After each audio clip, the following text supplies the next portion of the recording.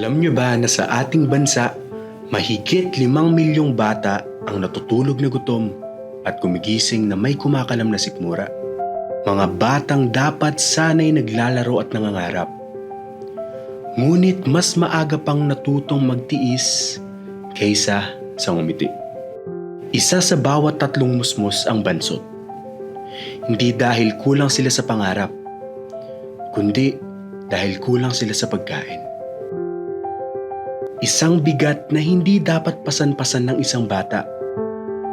Ngunit sa gitna ng ganitong realidad, may tanong na kumakatok sa ating mga puso.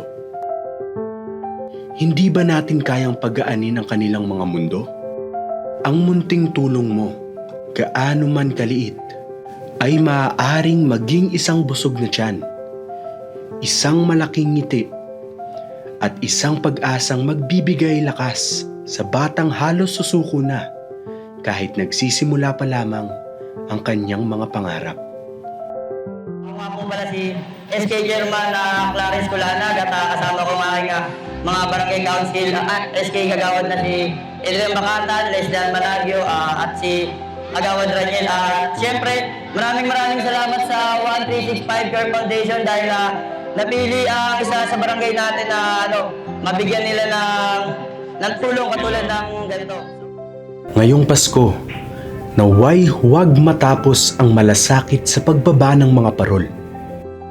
Ang tunay na pagbibigayan ay apoy na patuloy na nagliliyab kahit tapos na ang mga selebrasyon. Alagaan natin ang isa't isa at huwag kalimutang alagaan din ang sarili. Dahil walang maliit na tulong para sa batang gutom at nangangarap.